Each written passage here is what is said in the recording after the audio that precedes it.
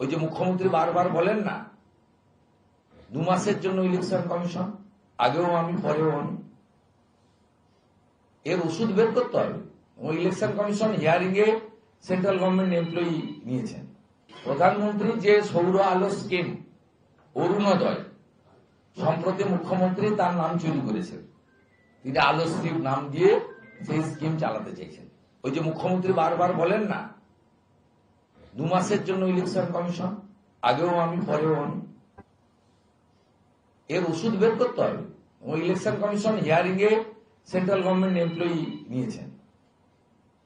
তা অসুখ যখন হচ্ছে ওষুধ তাদের বের করতে হবে, এবং ওষুধ বের করানোর জন্য আওয়াজ তোলার যে কাজ, এই রাজ্যে প্রায় 40% ভোটের সমর্থন প্রাপ্ত, 2,33,00,000 মানুষের আশীর্বাদ প্রাপ্ত ভারতীয় জনতা পার্টি স্বচ্ছ পরিচ্ছন্ন বোমা বন্দুক গুলি মুক্ত পশ্চিমবঙ্গের নির্বাচনের জন্য আওয়াজ তুলবে।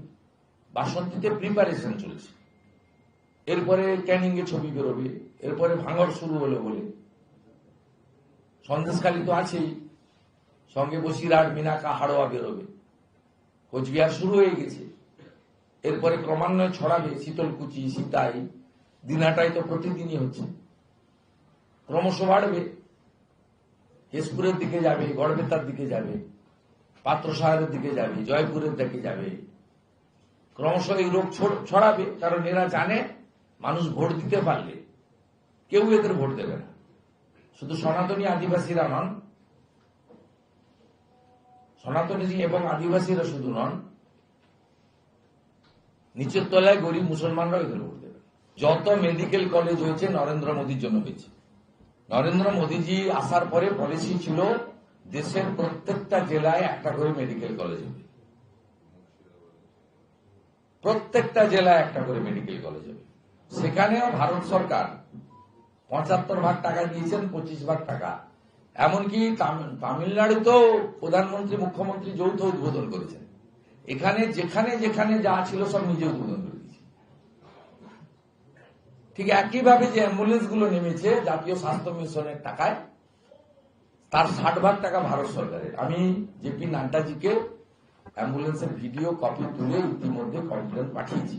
শুধু তাই নয়, প্রধানমন্ত্রী যে সৌর আলো স্কিম অরুণোদয়, সম্প্রতি মুখ্যমন্ত্রী তার নাম চুরি করেছেন। তিনি আলোশ্রী নাম দিয়ে সেই স্কিম চালাতে চাইছেন, আলোশ্রী নাম দিয়েছেন। অরুণোদয় এইভাবে প্রত্যেকটা ইস্যুতে আপনি দেখবেন জানুয়ারি মাসে কিছু বার্ধক্য ভাতা এবং উইডো পেনশন তিনি ডিক্লেয়ার করবেন, যেগুলো পড়ে আছে পেন্ডিং, সেগুলো কার টাকা? উনি বিডিওদের দিয়ে 4 বছর ধরে সার্ভে করেছেন যে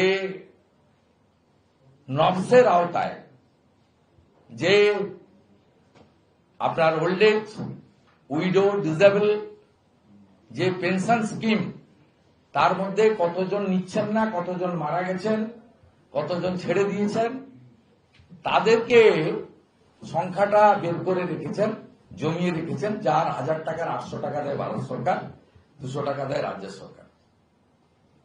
অটলজি চালু করেছিলেন আজ তার জন্ম জয়ন্তী। প্রথমে ছিল 400 টাকা, 100 টাকা রাজ্য দিত, 300 টাকা ভারত সরকার দিত। পরে বাড়তে বাড়তে ওটা 1000 হয়েছে।